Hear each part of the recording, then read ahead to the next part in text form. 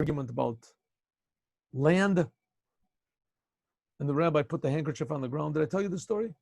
I don't think so. Maybe. It doesn't stick out of my mind. Did I tell you the story? Not recently. All right, I'll tell you the story. I don't know who the rabbi was that was involved in this story, but I think it was Rabbi Yonatan Eibeshitz, but if it wasn't, may the rabbi who it was forgive me. Two men had an argument about a plot of land. They were neighbors, and each one argued that there was this big strip of land between their two areas that it belonged to them. One came into the land, the other one said, "What are you doing on my land? This is not your land. Here you see the fence, because you moved it. I moved the fence, you moved the fence. That's why I moved it, just because you moved it." And they started arguing. They finally went before the rabbi. And they were screaming. By the time they got there, they were screaming, calling each other liars and cheaters and every possible name possible. And they were starting to include the guy's family. Your father was a cheater and you're a cheater. It's no wonder your mother was that. They're really going to it. The rabbi had to have a couple of his helpers hold these men back. So the rabbi said, listen, in order to really understand, to judge properly in this case, let's go to the land in question.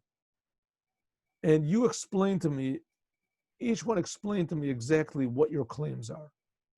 So they go to the land, and the rabbi says to one of them, okay, now I want you to be quiet for 5 minutes. Don't say one word. And you tell me exactly, you have only 5 minutes. I want you to tell me, what are your claims? What is your proof that this land is yours? He says, okay, Rabbi. He says, you see that tree over there? You can see that there's a mark from where that was. That used to be my land over there.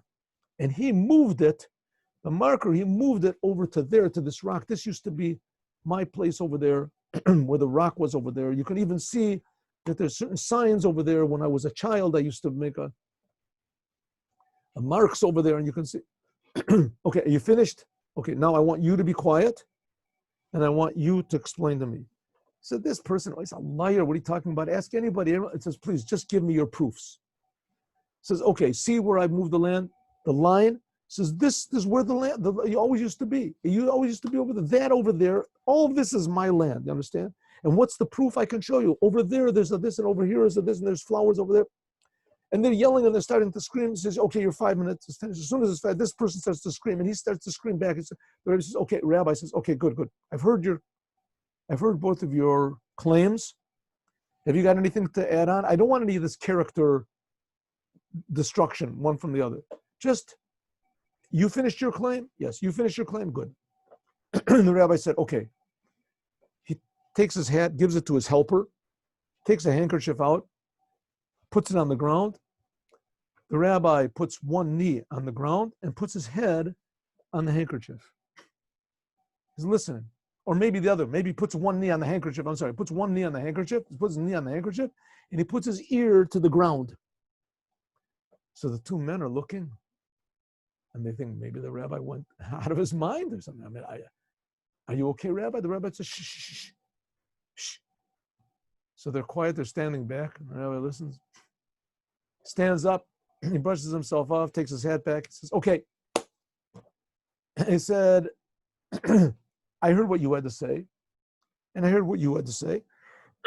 So just now I'm listening to the ground. I want to hear what the ground has to say.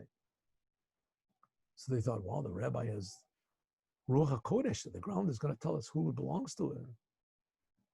So the rabbi said, you say that the ground belongs to you. So they, yes, it does, yes. And you say that the ground belongs to you.